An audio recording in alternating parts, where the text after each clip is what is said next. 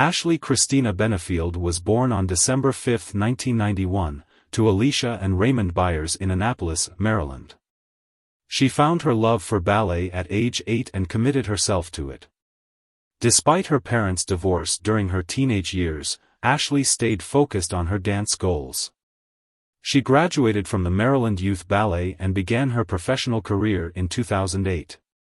Over the next few years, Ashley danced with several ballet companies along the East Coast, such as the Ballet Theatre of Maryland, the Baltimore Ballet, and the Wilmington Ballet Company. In July 2012, she married another dancer, and they moved to Jacksonville, Florida. They performed together in the Nutcracker in 2013, but their marriage ended in divorce the next year. Ashley remained in Bradenton, Florida, where she and her mother had moved in 2011. After the 2014 ballet season, a hamstring injury led her to retire from dancing. She then tried to start a modeling career, but despite doing some swimsuit photo shoots, it didn't gain much success. In 2015, Ashley's life changed when she met Donald Trump at a campaign event. She was hired at his Florida campaign office, earning $3,000 a month. During the campaign, she attended events at Mar-a-Lago and helped get crowds excited at Trump rallies. Although Trump later said he didn't remember her, Ashley's diary showed her admiration for him. She noted that he asked for her advice on tie colors and mentioned a potential job in the White House if he won the election, but that opportunity never happened.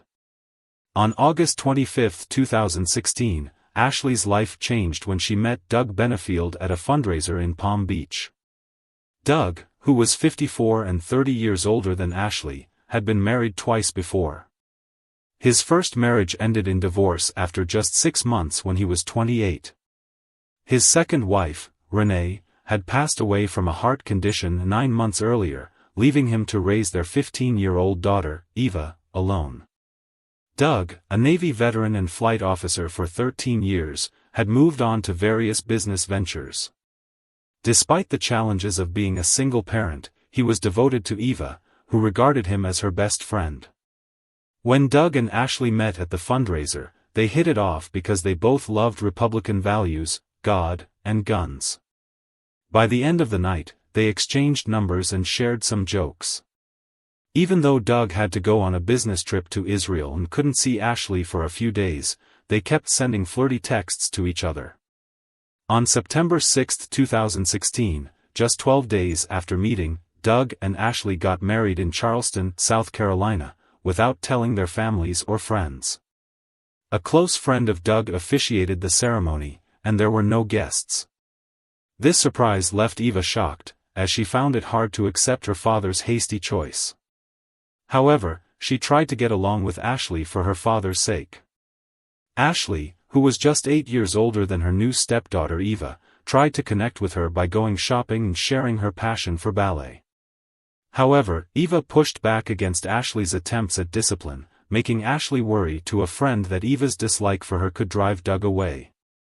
Doug's insistence on making Ashley a mother figure for Eva only increased the tension at home, especially after one of Eva's friends moved in with them. Doug often found himself caught in the middle of arguments between Ashley and the two teens. During one heated dispute, Doug resorted to firing his gun into the ceiling to silence his wife, a shocking act that, surprisingly, brought the couple closer together. Full of remorse, Doug threw a party 2 days later to serve as their wedding reception, inviting family and friends to celebrate their love. The incident also strengthened Ashley's resolve to have a child with Doug, so she convinced him to reverse his vasectomy. As the couple tried to conceive, they also embarked on a joint business venture in early 2017, combining Doug's business knowledge with Ashley's passion for ballet. They co-founded the American National Ballet, ANB, a company aiming to showcase racially diverse and physically unconventional dancers. The ANB attracted talent from around the world with promises of 8-month contracts, health insurance, state-of-the-art facilities, and other enticing benefits. The couple assured their newly hired program director that they had secured $10 million in funding from various backers. In total, the ANB recruited 47 dancers from both the United States and abroad, urging them to sign year-long leases at a luxury apartment complex supposedly near the dance studio. However, as the dancers arrived in August 2017, it became apparent that many of the promised amenities and facilities had been misrepresented or were non-existent. The program lacked structure and specific details, and the advertised state-of-the-art facilities turned out to be a cramped studio 5 miles away from the apartments. Making matters worse, Ashley had become pregnant and was suffering from severe morning sickness, rendering her incapable of managing the business. The couple soon decided that Ashley should stay with her mother in Florida while Doug managed the business. With no prior experience running a ballet company, Doug struggled to keep the A&B afloat. As weeks passed, the problems multiplied, with the company failing to provide even basic necessities like dance shoes and consistently late paychecks for the dancers. Adding to the stress, Ashley surprised Doug in September 2017 by leaving a letter at his home while he was away at a company event. In the note, she announced that she was leaving him for good and ending their marriage, citing Doug's possessive, controlling, and irrational behavior. Accompanied by her mother, Ashley packed up her belongings at their South Carolina home and left. She expressed fear for her unborn child's safety, referencing the earlier incident when Doug fired a gun in their home. With this, she warned him not to follow her, threatening police involvement if he did so. Undeterred by Ashley's warning, Doug sent numerous messages, pleading for another chance to save their relationship. True to her word, Ashley involved the police, claiming that Doug had anger issues and highlighting the gun incident. This report led to Child Protective Services visiting the Benefield home in Charleston out of concern for Doug's daughter. Eva, who was home alone at the time, defended her father against Ashley's accusations. Still, Doug went through an investigation and a full psychological evaluation, which ultimately cleared him of any wrongdoing. However, Doug's troubles persisted. Under new leadership after Ashley's exit in mid-October, the A&B terminated half of its dancers on October 23, 2017, without prior notice. This development prompted Ashley to break her silence in a Facebook post on the company's page, criticizing the new management for undoing her hard work and expressing devastation over the news. Despite her efforts, the A&B officially closed its doors by the end of the year, shattering the dreams of countless dancers. The drama between Doug and Ashley intensified as Ashley began questioning the circumstances surrounding the death of his second wife, Renee. She refused to believe that Renee suddenly passed away from a heart condition and instead became convinced that Doug had poisoned his late wife. She even accused Doug of poisoning her with tea he gave her during their time in Charleston, attributing her severe morning sickness to his alleged actions. Unaware of his wife's suspicions, Doug sent Ashley a birthday package in December containing a tea set. Ashley immediately contacted the police, claiming that her estranged husband had sent her a package she suspected contained hazardous chemicals.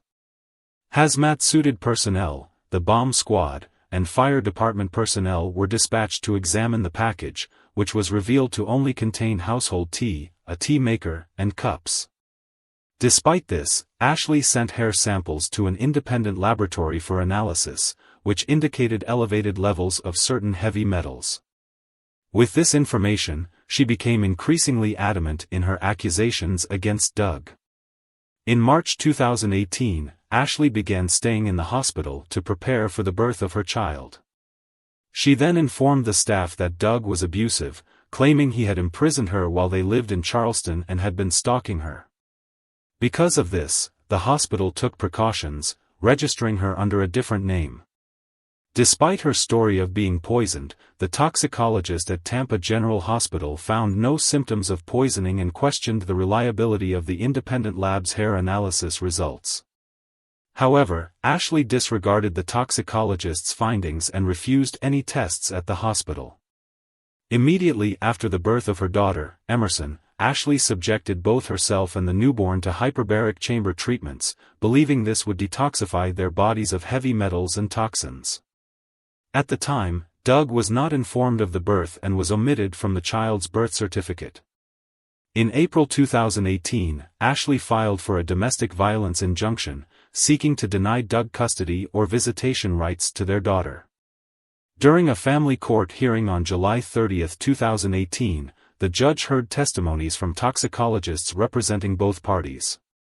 Ultimately, the judge determined that there was no evidence to support Ashley's claims of poisoning or a difficult pregnancy, noting that her OB/GYN records described it as uncomplicated. With Ashley's allegations put to rest, Doug was granted visitation rights starting in September 2018. To people's surprise, Ashley appeared to have a change of heart, expressing openness to Doug's involvement and even suggesting they spend more time together as a family.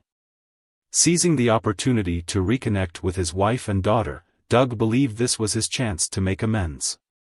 From the end of 2018 through mid-2019, the couple began to rekindle their relationship, giving the impression that they were once again together. However, their happiness was short-lived. In August 2019, Doug was shocked to discover an engagement ring on Ashley's finger. He hired a private investigator to uncover the truth and learned that Ashley had been seeing another man throughout their supposed reconciliation period. Armed with this information, Doug filed for divorce in November 2019.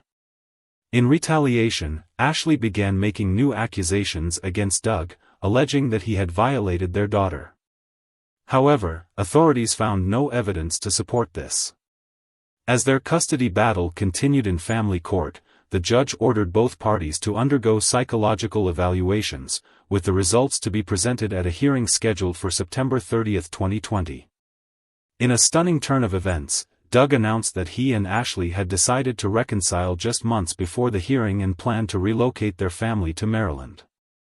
On September 27, 2020, Doug was preparing for this new chapter in his life. He was at Ashley and Alicia's house, assisting with loading belongings into a U-Haul truck. While Alicia took the baby for a walk to a nearby park, Ashley and Doug remained at the house. Moments later, a neighbor heard screams and called 911. Ashley then walked to another neighbor's house, carrying her .45 caliber handgun, and claimed that she had shot Doug in self-defense. As the neighbor contacted 911, Ashley could be heard sobbing in the background.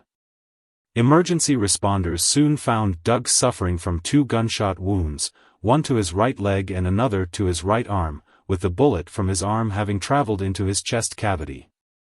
Despite receiving medical attention, Doug succumbed to his injuries at a nearby hospital an hour later.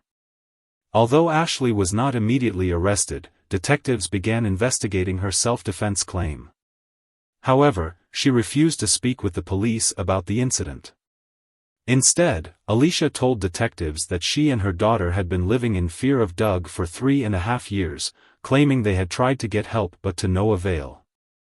Ashley's lawyer also informed the detective that she had been devising an escape plan to permanently leave Doug, complete with a burner phone, hideout, and a rental car.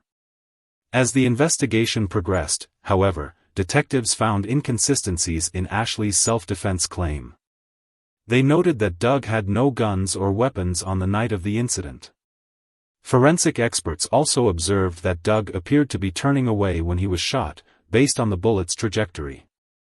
Despite these inconsistencies, Ashley remained silent about the specific details of that critical moment. In November 2020, Ashley Benefield was charged with second-degree murder. Ashley's legal team sought to dismiss the criminal charges under Florida's Stand Your Ground law. However, the court denied Ashley's motion, with the judge ruling that the state had demonstrated that the shooting was not a justifiable act of self-defense. During the trial, which lasted from July 23 to July 30, 2024, numerous witnesses were called to testify. Some supported the prosecution's case, arguing that Ashley had planned to murder Doug as a last resort to gain sole custody of their child, while others bolstered the defense's argument that her actions were those of a woman acting in self-defense after enduring years of domestic violence. Taking the stand, Ashley finally broke her silence, recounting the events of that September night. She claimed that Doug had become agitated when she insisted on following a specific sequence while loading items into the U-Haul, implying that he wouldn't be staying in the same house as them in Maryland.